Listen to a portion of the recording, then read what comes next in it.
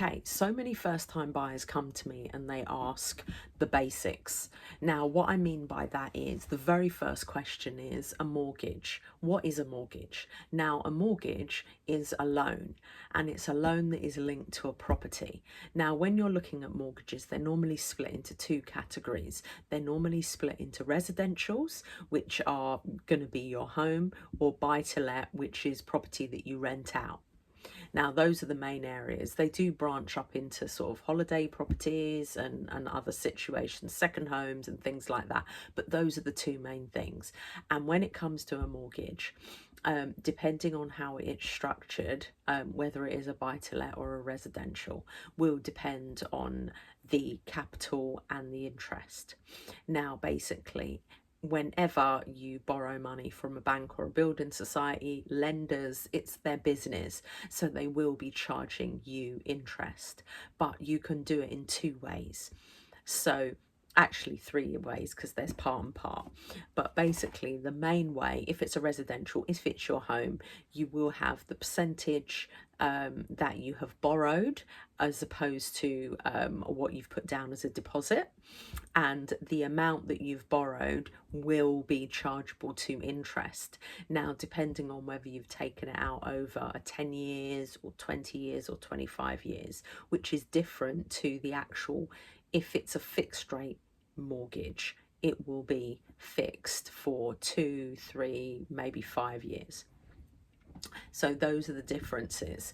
So when you're looking at a mortgage, it's based out of the principal, the loan that you've got, and then the interest that is charged. Now, if it's a residential, it's a repayment mortgage, and you would be repaying every single month. You pay an amount, part of it goes towards the interest, part of it goes towards the capital, and then say it's over 25 years. Over that 25 years, it will be paid off in full. After 25 years, you're mortgage free.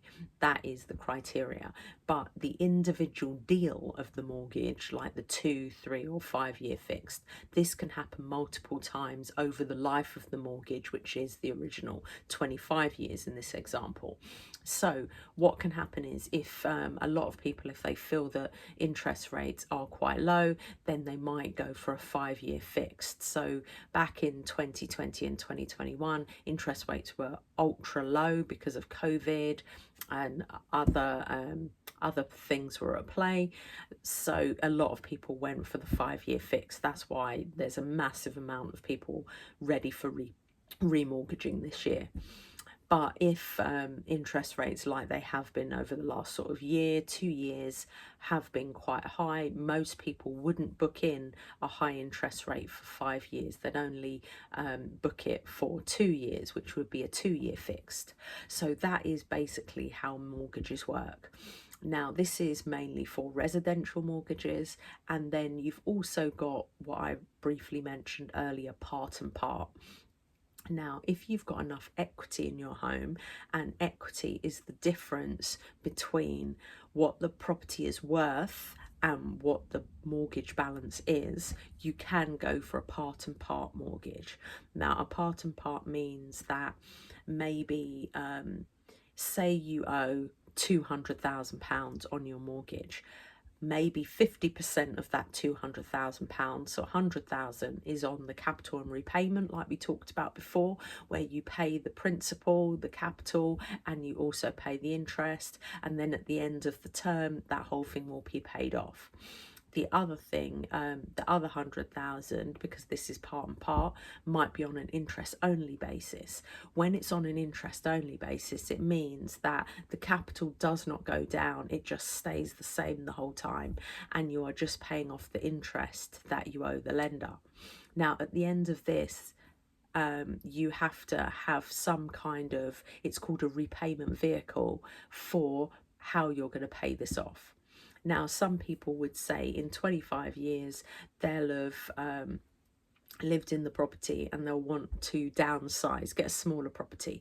So they'll sell it, and they know that 100,000, they'll easily be able to make it back. So what they mean by that is, if the property is increased in value over the years, say it's now worth 500,000, and the property you want to buy is say 300,000, then you can easily sell that property buy the other property and still have enough money to pay off the rest of the mortgage that you didn't pay off by making the monthly installments because it was interest only.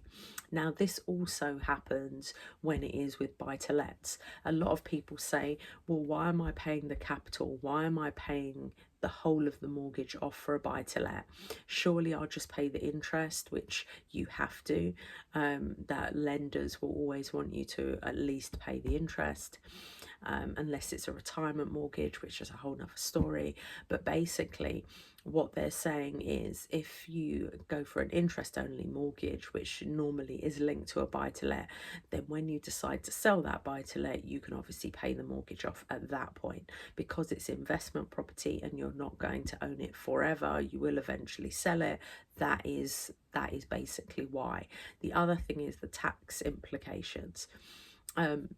Before, you could actually, when you rent a property, you could get tax deductions. So you get the rental income, and then they say, what are the taxable deductions? How can you reduce this income and then work out the tax?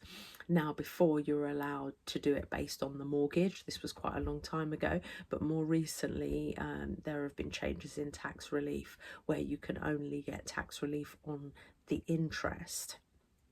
Now, this is more if you own as a limited company as opposed to own rental property in your own name. Again, need to do another video on that. But that is the reason why historically buy to lets people have always gone with interest only.